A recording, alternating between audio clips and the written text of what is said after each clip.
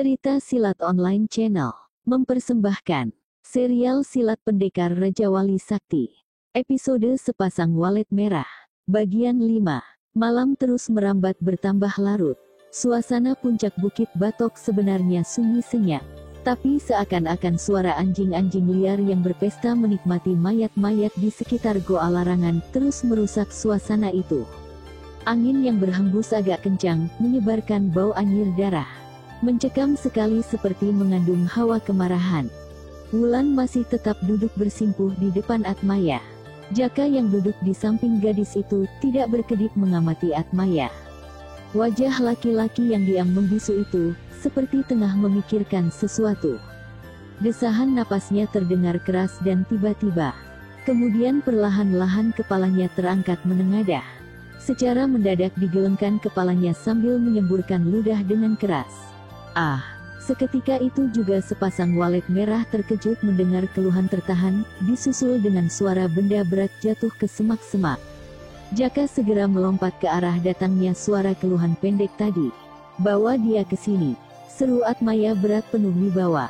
Jaka yang belum hilang rasa terkejutnya, mendapatkan seorang laki-laki muda terkapar di semak-semak segera diseretnya tubuh orang itu ke depan Atmaya. Kelihatannya orang itu masih bernapas dengan setemplokan ludah kental menempel di keningnya. Rupanya semburan ludah Atmaya tadi disertai pengerahan tenaga dalam. Sungguh luar biasa, Atmaya. Dia cepat tahu kalau di sekitar sini ada orang yang mengintai. Padahal sepasang walet merah tidak mendengar apa-apa tadi. "Bangun," dengus Atmaya sambil mengetuk jidat orang yang terkapar di depannya. Seketika itu juga orang itu bangun. Tiba-tiba saja ludah yang menempel di jidat orang itu langsung hilang, dan lengket menempel di ujung ranting kering yang dipegang Atmaya. "Aneh. Ampun, Ki, jangan bunuh aku," kata orang itu segera berlutut di depan Atmaya. "Siapa yang menyuruhmu memata-mataiku?" tanya Atmaya dingin suaranya. Jaka memperhatikan laki-laki yang kelihatan masih muda dan sebaya dengan dirinya. Dia sendiri heran dengan sikap orang itu yang seperti ketakutan di depan Atmaya.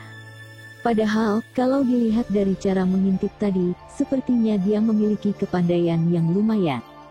Sampai-sampai sepasang walet merah tidak mengetahui kehadirannya. "Kau datang ke sini bersama gurumu, heh," tegas dan berat suara Atmaya. Ah, belum lagi orang itu mengucapkan satu kata, tiba-tiba tubuhnya terjungkal. Di keningnya menancap sebuah paku emas. Wulan dan Jaka serentak melompat dan bersiaga dengan tombak pendek bermata dua pada ujung-ujungnya. Sedangkan Atmaya masih tetap duduk bersila di tempatnya. Dia seperti tidak terpengaruh sama sekali. "Paku emas," gumam Atmaya dengan mata menatap lurus pada paku emas yang tertancap pada kening orang itu. Sret, sret, dua kilatan sinar kuning melesat cepat ke arah Atmaya. Dengan sigap digerakkan tangan kanannya. Dan, tap, tap, seketika itu di jari-jari tangan Atmaya sudah terselip dua batang paku emas. Secepat kilat Atmaya menggerakkan tangannya, dan kembali sinar kuning melesat ke arah yang berlawanan menuju serangan gelap tadi. "Ah!" terdengar dua kali teriakan kesakitan saling susul. Kemudian terlihat dua sosok tubuh terguling, tersuruk dari semak-semak. Masing-masing keningnya tertancap sebuah paku emas. Hanya cumuk busuk," gumam Atmaya agak mendengus. "Siapa mereka, Kakang?" tanya Wulan. "Orang-orang partai paku emas," jawab Jaka setengah berbisik. "Kau tahu mereka?" "Ya, dari senjata yang digunakan. Eyang Resi pernah cerita padaku tentang partai itu." Wulan mengangguk-anggukkan kepalanya. Jika Eyang Resi Suralaga menceritakan seseorang atau sebuah partai, tentulah ada maksudnya. Paling tidak mereka yang diceritakan punya tingkatan kepandaian yang cukup tinggi dan punya nama dalam rimba persilatan. Ketika Wulan akan membuka mulutnya lagi, tiba-tiba beberapa sinar kuning kembali meluncur deras ke arah mereka dan Atmaya. Jelas di sekitar sini tidak hanya 3 orang saja dari partai paku emas. Selain mereka yang telah tewas tadi, masih ada beberapa orang yang mengintai. Bahkan kemungkinan guru mereka juga hadir di sini. Tring, tring. Sepasang walet merah menangkis serangan-serangan itu dengan memutar-mutar tombak pendek senjata andalan mereka. Paku-paku emas yang mengancam jiwa, rontok di tengah jalan tersapu senjata sepasang walet merah. Sementara itu Atmaya hanya melompat-lompat berkelit menghindari serangan beruntun yang datang bagai hujan. Paku-paku itu datang saling susul tidak hentinya mengancam tubuh si gila jubah hitam. Hanya beginikah tikus-tikus yang kau bawa, Jenggala? Atmaya berkata nyaring mengejek. Setelah berkata demikian, tangannya bergerak cepat dan tiba-tiba saja beberapa paku emas berbalik arah, disusul dengan terdengar jerit kematian. Beberapa tubuh terjungkal dari semak-semak dan balik pohon. Gunakan sapuan badai adik Wulan, seru Jaka ketika melihat Atmaya berhasil merobohkan beberapa orang lagi dengan senjata lawannya pula. Baik Kakang, sahut Wulan. Seketika itu juga sepasang walet merah melompat dan berpegangan tangan. Tombak mereka berputar bagai baling-baling. Bagai terjadi angin topan saja, paku-paku yang berkelebatan mengancam jiwa mereka tertiup keras dan berbalik arah mengarah ke pemiliknya. Kembali terdengar jerit melengking disusul dengan robohnya beberapa orang dari semak-semak. Senjata makan tuan. Deru angin dari ajian sepasang walet merah terus bekerja dan semakin dahsyat pohon-pohon kecil mulai melayang tercabut sampai ke akar-akarnya. Batu-batu kerikil beterbangan tersapu angin dari jurus sapuan badai milik sepasang walet merah. Bahkan kini pohon-pohon besar mulai tumbang. Kembali jerit kematian dan kepanikan yang menyayat. Hehehe, bagus-bagus. Atmaya terkekeh gembira. Dengan sikap tenang dia berdiri sambil melipat tangannya di dada. Sepertinya tidak terpengaruh sama sekali dengan jurus sapuan badai. Suara Atmaya terdengar terus terkekeh. Gilanya seperti kumat lagi. Namun angin badai tidak bertahan lama ketika tiba-tiba saja dua berkas sinar kuning berhasil menembus badai buatan itu. Dua sinar kuning itu mengarah deras ke kepala sepasang walet merah. Awas, Kakang! Teriak Wulan langsung melompat sambil melepaskan pegangan tangannya pada Jaka. Seketika itu juga Jaka melompat ke arah yang berlawanan. Dua sinar kuning meluruk cepat mengenai sasaran kosong dan hanya menghantam sebuah pohon besar. Terdengar suara ledakan yang dahsyat. Ternyata berasal dari pohon yang hancur berkeping-keping dihantam dua sinar kuning tadi. Tidak percuma kalian menguras ilmu si tua bangka Suralaga. Sayang, kalian harus lebih banyak membuka mata dan telinga. Terdengar suara menggema yang disertai pengerahan tenaga dalam. Sepasang walet merah kembali melompat dan berdiri berdampingan. Mata mereka melayang mengamati ke sekitarnya yang gelap diselimuti kabut tebal. Suara itu seperti datang dari segala arah. Jelas, sumber suara itu milik orang yang cukup tinggi ilmunya. Dia dapat memperdengarkan suara tanpa diketahui di mana orangnya. Sepasang walet merah memang telah menyadari sejak semula kalau yang datang ke Bukit Batok adalah orang-orang yang berilmu cukup tinggi. Muncullah, Jenggala. Aku tidak suka main petak umpet macam anak kecil. Seru Atmaya atau si gila jubah hitam. Suaranya pun dikeluarkan dengan pengerahan tenaga dalam yang cukup sempurna. Hahaha, kembali terdengar suara. Kali ini suara tawa keras disertai pengerahan tenaga dalam yang kuat. Suara itu terdengar menggelegar dan menyakitkan telinga. Saat setelah suara tawa itu berhenti, dari sebuah batu besar muncul sesosok tubuh berpakaian serba kuning yang ketat. Pada bagian dadanya tersulam gambar sebuah paku dari benang emas yang indah. Dia berambut panjang yang digulung ke atas. Beberapa helai dibiarkan meriap sampai bahu. Wulan agak tersekat juga ketika melihat wajah orang itu. Tak disangka sama sekali kalau wajah itu begitu tampan dengan kulit putih bersih. Dua bola matanya bening bagai bayi baru lahir. Bibirnya merah seperti bibir seorang gadis dengan senyum tersungging.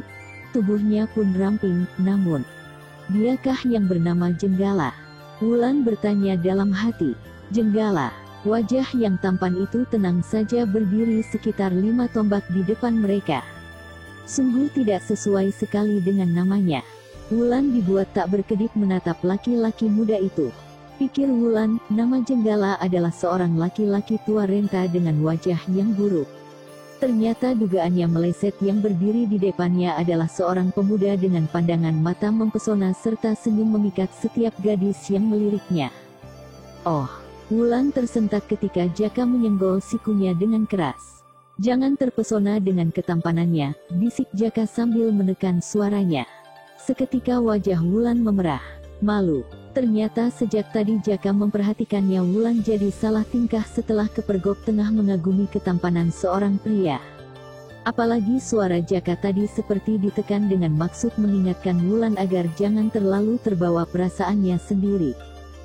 "Jenggala, apa maksudmu datang ke sini?" tanya Atmaya setelah lama saling berdiam diri. Kau sendiri, ada apa muncul di sini?" Jenggala balas bertanya tanpa menjawab. "Urusanku di sini tidak ada sangkut pautnya denganmu," dengus Atmaya. "Kalau begitu, menyingkirlah. Aku ada perlu sedikit dengan sepasang walet merah." "Kutu busuk, pongah sekali lagakmu," rungut Atmaya sambil menghentakkan kakinya ke tanah dengan kesal. "Mungkin aku pongah tapi tidak bejat sepertimu." "Sini," suara Jenggala. Sambil menggeram berat, si gila jubah hitam langsung menggerakkan tangan kanannya. Dengan seketika dari telapak tangannya yang terbuka, meluncur seberkas sinar merah ke arah Jenggala. Si gila jubah hitam rupanya tidak sungkan-sungkan lagi mengerahkan kesaktiannya. Ups! Jenggala melompat ke atas menghindari sinar merah yang meluncur deras mengancam nyawanya. Sinar merah itu terus meluncur, lalu menghantam pohon di belakang Jenggala. Akibatnya memang tidak langsung. Perlahan-lahan daun-daun pohon itu berguguran. Pengaruh sinar merah itu terus bekerja, sedikit demi sedikit mulai kelihatan hasilnya. Batang pohon mulai hangus seluruhnya, kemudian luruh hancur jadi debu. Sungguh hebat ilmu arang geni yang dilepaskan si gila jubah hitam. Tanpa memberi kesempatan, si gila jubah hitam segera menyerang kembali lawannya yang masih berada di udara. Mau tidak mau Jenggala bersalto di udara menghindari sinar-sinar merah itu. Baru saja kakinya sampai di tanah, kembali dia harus melesat ke udara sambil jungkir balik beberapa kali. Sinar-sinar merah itu terus mengancam jiwanya. "Setan!" umpat Jenggala geram. Seketika itu juga dilontarkan paku-paku emas andalannya ke arah si gila jubah hitam atau Atmaya. Kini gantian si gila jubah hitam yang harus jumpalitan menghindari paku-paku emas, sambil melancarkan ajian arang geni. Sinar-sinar merah dan kuning saling berkelebat di tengah kegelapan malam yang pekat oleh selimut kabut tebal. Sepasang walet merah hanya terpaku saja melihat pemandangan yang indah namun mengancam nyawa itu. Sinar-sinar merah dan kuning yang berseliweran itu kadang-kadang berbenturan hingga menimbulkan percikan bunga-bunga api berwarna kebiru-biruan. Sedikit demi sedikit jarak mereka makin dekat saja. Namun sinar-sinar yang indah tapi mengandung maut itu semakin jarang terlihat. Selanjutnya yang terlihat hanya kelebatan-kelebatan dua tubuh yang saling balas menyerang mempergunakan jurus-jurus silat yang cukup tinggi. Tampaknya pertarungan ini akan berjalan lama, gumam Jaka seperti bicara sendiri. "Kau menyangka begitu, Kakang?" tanya Wulan tanpa mengalihkan pandangannya pada pertarungan itu. "Ya, mereka tokoh-tokoh sakti yang sudah cukup punya nama dalam rimba persilatan. Aku yakin tingkat kepandaian mereka seimbang," sahut Jaka sambil menjatuhkan diri, duduk di rerumputan. Wulan menoleh sebentar, lalu ikut duduk di samping Jaka. Kembali pandangan terarah pada pertarungan itu. Bagi Wulan dan Jaka ini adalah kesempatan buat mereka menyaksikan pertarungan dua tokoh sakti yang sudah cukup punya nama dengan jurus-jurus silat cukup tinggi. Tiba-tiba Wulan tersentak ketika Atmaya merubah jurusnya. "Kakang, bukankah itu jurus kelelawar sakti?" tanya Wulan di sela-sela keterkejutannya. "Benar, rupanya kakek Atmaya dan Eyang Suralaga memiliki ilmu yang sama," sahut Jaka yang juga mengenali jurus itu. "Sungguh dahsyat jurus kelelawar sakti, sayang Eyang Resi tidak mengajarkannya padaku," gumam Wulan. "Kau sudah memiliki padanannya, Wulan," kata Jaka menangkap nada kekecewaan pada Wulan. "Tapi, apakah jurus pukulan Batara Karang sehebat dan sedahsyat jurus kelelawar sakti?" Dua jurus itu memiliki kehebatan dan kelemahan sendiri-sendiri. Tapi jika keduanya dipadukan dengan satu kerjasama yang serasi, sangat sulit dicari tandingannya, Jaka menjelaskan. "Kalau begitu, Eyang Resi pasti menurunkan jurus kelelawar sakti padamu?" tanya Wulan. Benar, sahut Jaka. Kenapa kita tidak berlatih kerjasamanya, Kakang? Tanpa berlatih pun, jika kita gunakan secara bersama-sama sudah merupakan satu kesatuan jurus yang ampuh. Wulan mengangguk-anggukkan kepalanya. Namun dalam hati masih belum mengerti dengan sikap Eyang Resi yang tidak pernah bercerita tentang kedahsyatan jurus-jurus yang dipelajarinya bila dipadukan dengan jurus-jurus yang dimiliki Jaka. Memang dalam beberapa jurus mereka dapat bekerja sama secara kompak. Tapi sepertinya masih banyak yang belum diketahui Wulan. Sedangkan Jaka seperti tahu banyak tentang jurus-jurus yang diberikan Eyang Resi Suralaga. Apakah Eyang Resi hanya memilih Jaka untuk mengetahui banyak tentang jurus-jurus itu? Kalau memang demikian, berarti Eyang Resi Suralaga bersikap pilih kasih. Memberikan teka-teki padanya, tapi kuncinya diberikan kepada Jaka. Sungguh tidak adil. Benak Wulan terus berkecamuk. Sementara itu pertarungan antara Atmaya dan Jenggala terus berlangsung semakin seru. 20 jurus telah berlalu dengan cepat tapi belum ada tanda-tanda yang terdesak. Kelihatannya mereka masih seimbang, entah sampai berapa jurus lagi. Sepasang walet merah tidak berkedip mengamati setiap gerakan jurus yang mereka keluarkan. Walaupun mata Wulan tertuju pada pertarungan itu, tapi benaknya teras bertanya-tanya tentang sikap Eyang Resi Suralaga yang dirasanya tidak adil. Asteris asteris asteris asteris asteris asteris asteris asteris asteris asteris asteris asteris asteris asteris asteris asteris asteris asteris asteris asteris.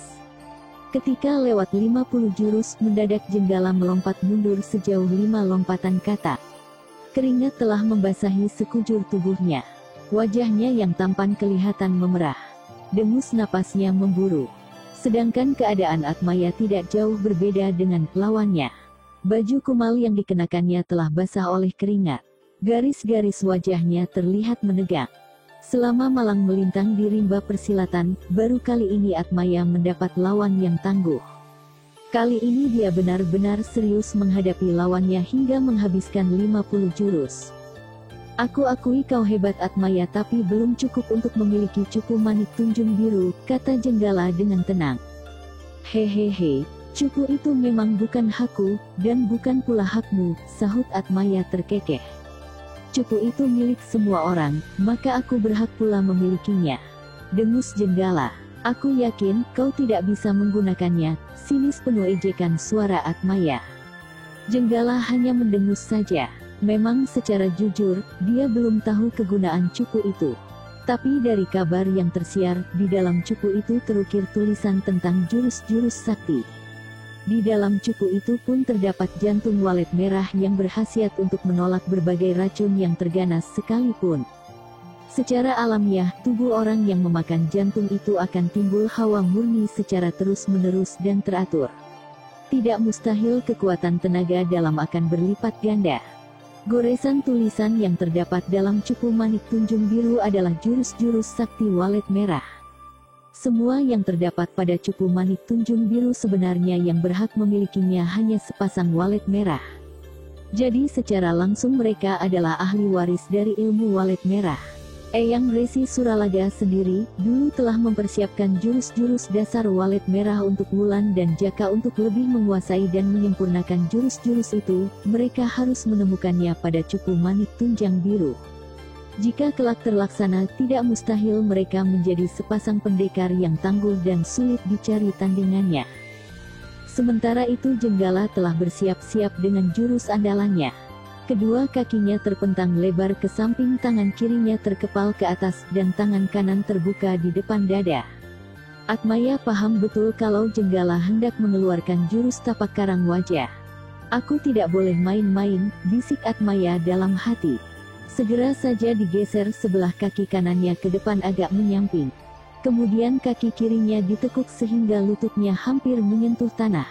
Sedangkan kedua tangannya terbuka menyilang dada. Jurus Naga Wisa. Sentak Wulan mengenali jurus yang diperagakan Atmaya. Memang yang diperagakan Atmaya adalah jurus andalan yang sangat ampuh dan berbahaya. Jari-jari tangannya membiru, mengandung racun yang menyuatikan. Lebih dahsyat lagi kalau seluruh tubuh Atmaya telah timbul sisik-sisik seperti seekor naga.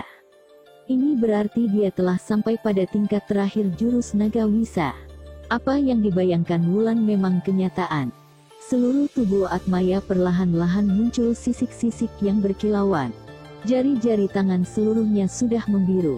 Lebih menakutkan lagi, kedua bola mata Atmaya merah menyala bagai bola api yang siap membakar apa saja. Bahkan dari mulutnya menjulur lidah yang bercabang. Gawat, Jenggala pasti mati, desis Wulan. Wulan tahu betul kehebatan jurus naga wisa karena jurus itu pernah dipelajarinya dari Eyang Resi Suralaga meski belum sampai tingkat terakhir. Gadis ini baru menguasai tingkat kelima. Sedangkan jurus naga wisa ada 10 tingkatan.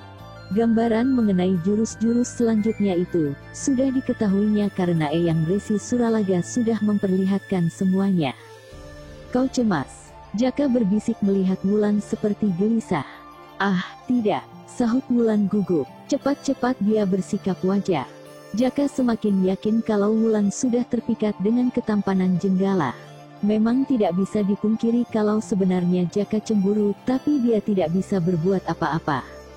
Hubungannya dengan Wulan hanya sebatas seperti kakak beradik saja, meskipun satu sama lain telah sama-sama tahu kalau mereka bukanlah saudara. Kembali sepasang walet merah memusatkan perhatian pada kedua tokoh yang sudah siap dengan jurus andalan masing-masing. Atmaya kini berdiri tegak dengan bola mata merah menyala mengarah pada Jenggala yang telah siap dengan jurus tapak karang wajah. Aku tidak peduli setan apa yang merasuk dalam tubuhmu Atmaya, desis Jenggala. Malam ini kau harus mampus oleh tapak karang wajah. Selesai berkata, Jenggala langsung menarik turun tangan kirinya. Dengan satu teriakan keras, kakinya terangkat lalu dijejakkan ke tanah dengan kuat. Dalam sekejap saja, tubuh Jenggala sudah meluncur deras ke arah Atmaya. Mampus kau Atmaya, teriak Jenggala lantang. Atmaya menggeram dahsyat. Sungguh sangat sukar dipercaya, Atmaya sedikit pun tidak merubah posisinya. Dia tetap berdiri tegar walaupun Jenggala telah menyerang dengan mengerahkan jurus andalannya dan pada detik selanjutnya. Blair. Suara ledakan dahsyat saling susul bersama jerit melengking dan geraman keras ketika kedua telapak tangan Jenggala membentur dada Atmaya. Seketika dua tubuh terpental keras ke belakang. Badan Jenggala membentur pohon besar hingga hancur. Tidak berhenti di situ, beberapa pohon tumbang terhantam tubuh yang terus meluncur itu. Luncuran tubuh Jenggala baru berhenti ketika jatuh bergulingan di tanah, lalu menghantam batu sebesar kerbau hingga hancur berantakan.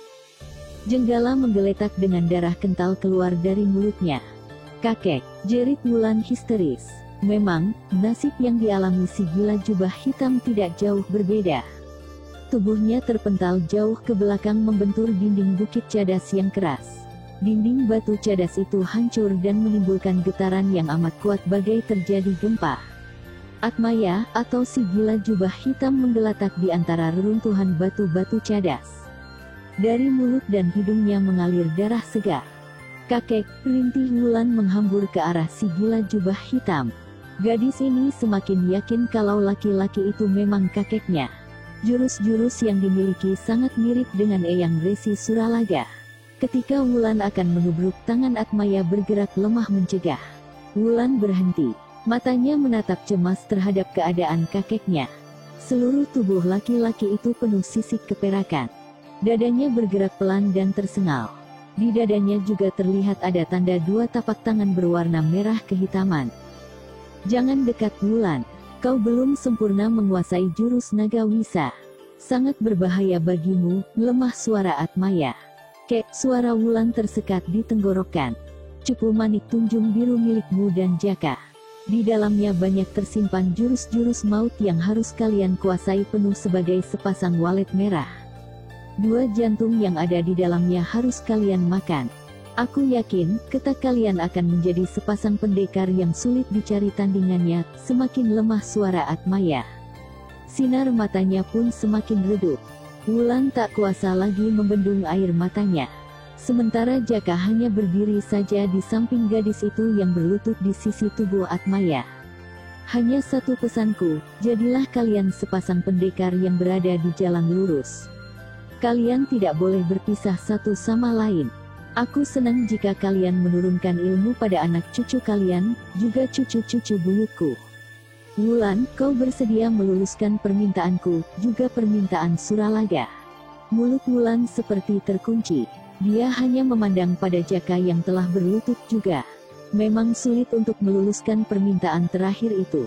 Di antara mereka berdua sudah terjalin tali persaudaraan yang erat. Hal ini sulit bagi Wulan yang telah menganggap Jaka sebagai kakaknya. Entah bagi Jaka. Aku akan mati tersenyum jika kalian mau berjanji, kata-kata Atmaya makin melemah. Beberapa kali dia terbatuk-batuk dan diiringi dengan darah yang muncrat dari mulutnya. Tidak ada pilihan lain bagi Wulan kecuali mengangguk. Jaka pun ikut menganggukkan kepala ketika Atmaya memandang lemah kepadanya. Laki-laki kumal itu tersenyum bahagia. Jika aku mati, timbuni saja dengan batu-batu. Jangan kalian sentuh tubuhku. Sangat berbahaya.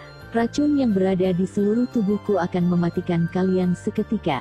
Selamat tinggal. Wulan tidak bisa berkata apa-apa lagi. Atmaya atau si gila jubah hitam telah menghembuskan napasnya yang terakhir. Bibirnya menyungging senyum. Sesaat keadaan menjadi sunyi lengang. Bahu Wulan terguncang-guncang, menangis terisak. Sedangkan Jaka hanya tertunduk dengan hati terbalut duka dan berbagai perasaan lainnya. Pesan terakhir Atmaya sangat persis dengan pesan Eyang Resi Suralaga sebelum meninggal. Jenggala kubunuh kau. Geram Wulan tiba-tiba. Wulan. Jaka tidak bisa berbuat apa-apa lagi untuk mencegah gadis itu yang tiba-tiba kalap. Wulan telah melompat cepat sambil menghunus tombak pendek bermata dua. Ketika sampai di tubuh Jenggala, langsung senjata andalannya berkelebat cepat. Tetapi apa yang terjadi? Wulan langsung mundur ketika ujung senjatanya menyentuh jasad Jenggala. Hanya terkena ujungnya saja, jasad itu segera hancur jadi debu. Benar-benar dahsyat jurus naga wisa. Jasad Jenggala kini menjadi tepung dalam seketika. Baru kali ini Wulan menyaksikan keampuhan jurus naga wisa yang sesungguhnya. Wulan menoleh. Matanya basah oleh air bening yang merembang di kelopak matanya yang bulat indah.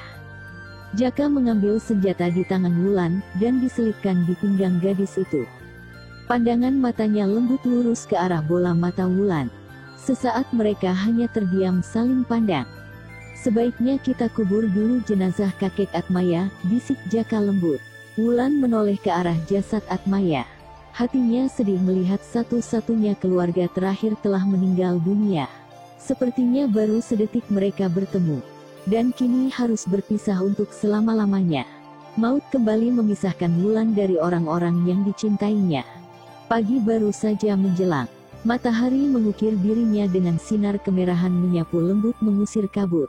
Burung-burung membangunkan teman-temannya untuk mencari makan entah di mana. Di samping tumpukan batu, Wulan masih berdiri mematung membayangkan kenangan-kenangan manis yang telah dialaminya. Sedangkan Jaka masih setia menunggu di samping gadis itu. Sudah cukup lama mereka saling berdiam diri. Masing-masing sibuk dengan pikirannya. Wulan, bisik Jaka tiba-tiba sambil menepuk pundak Wulan lembut. Wulan mengangkat kepalanya dan tersentak kaget. Tiba-tiba saja di depan mereka telah duduk bersila seorang pemuda berambut panjang.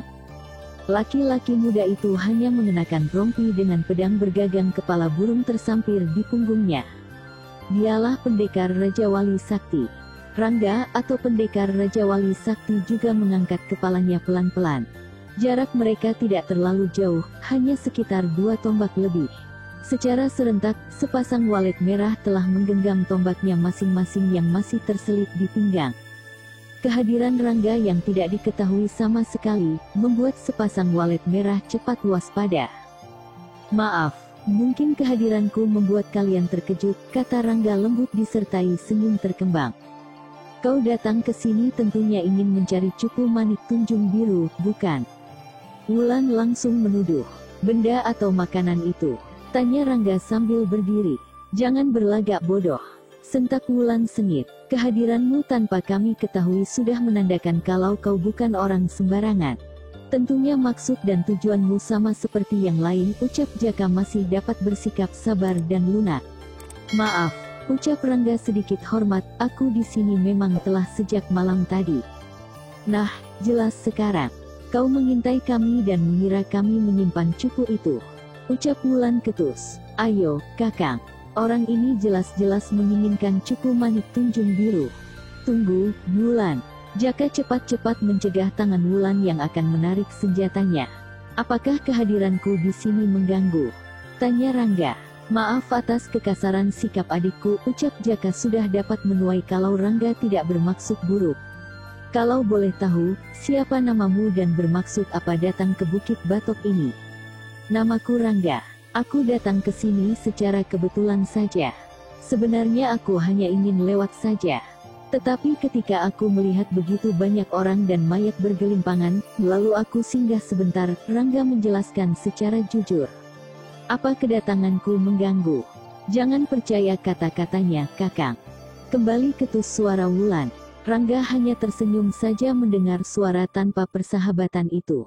Bisa dimakluminya sikap gadis cantik ini. Semalam dia telah tahu permasalahannya yang sedang terjadi.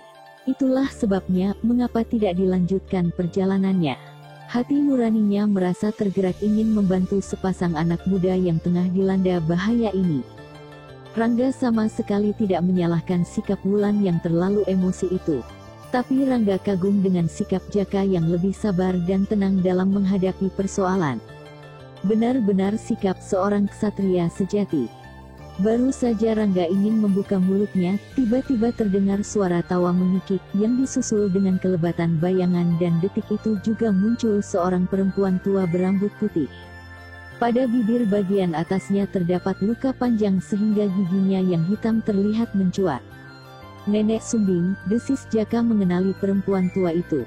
Wulan sedikit terkejut dengan kedatangan perempuan tua itu yang secara tiba-tiba di Bukit Batok ini. Memang telah diduga sebelumnya, tapi tak disangka harus begini cepat berhadapan dengan tokoh tua yang sulit diukur tingkat kepandaiannya. Belum lagi hilang rasa terkejutnya, tiba-tiba saja muncul seorang laki-laki tua berpakaian serba hijau. Dari warna pakaiannya, jelas kalau dia adalah kelabang hijau. Kemunculannya didasari oleh rasa penasaran melihat Nenek Sumbing yang telah berhasil menggagalkan Aji Kalawisa ketika kelabang hijau berhadapan dengan Sarmapala di depan penginapan. Kelabang hijau yang gemar mencari lawan untuk mengadu kesaktian, seperti merasa ditantang dengan kata-kata Nenek Sumbing waktu itu. Makanya setelah dilampiaskan dendamnya pada Sarmapala, dia tidak segera pergi. Ditunggu saat yang tepat untuk bertemu nenek jelek ini. Dan inilah saat yang tepat ketika dia melihat Nenek Sumbing muncul di Bukit Batok. Hehehe, kita bertemu lagi, Nenek usil kelabang hijau terkekeh. Aku tidak ada urusan denganmu, dengus Nenek Sumbing. Siapa bilang kau telah berani mencampuri urusanku, berarti kau sudah berani menantangku, jawab kelabang hijau. Nenek Sumbing segera teringat kejadian di depan rumah penginapan. Baru disadari kalau sikapnya telah membuat persoalan baru bagi kelabang hijau. Dia tahu tabiat tokoh tua yang aneh ini. Kegemarannya adalah berkelana hanya untuk mengukur tingkat kepandaiannya saja. Memang diakui, sampai detik ini belum ada seorang pun yang mampu mengalahkannya. Kelabang hijau sendiri tidak peduli dengan kemelut yang terjadi dalam rimba persilatan. Baginya seorang lawan lebih menarik perhatian daripada segala macam tetek bengek persoalan dunia. Dia tidak peduli dengan cupu yang tengah diperebutkan. Dia kesini hanya ingin bertarung dengan Nenek Sumbing. Itu saja. Wataknya memang hampir sama dengan si gila jubah hitam. Dia tidak bisa dimasukkan dalam salah satu golongan. Sekarang aku menagih tantanganmu, Nenek Sumbing. Tegas nada suara kelabang hijau. Nenek Sumbing mendesah panjang sebenarnya, tidak ada setitik pun niatan di hatinya untuk mencari perkara dengan kelabang hijau. Tapi sekarang dihadapkan pada salah satu pilihan yang amat sulit terpaksa harus dihadapinya kelabang hijau lebih dulu dan menangguhkan mencari cupu manik tunjung biru. Bersambung ke cerita silat pendekar Raja Wali Sakti. Episode Sepasang Walet Merah. Bagian 6. Masih bersama cerita silat online channel. Jangan lupa like and subscribe, terima kasih.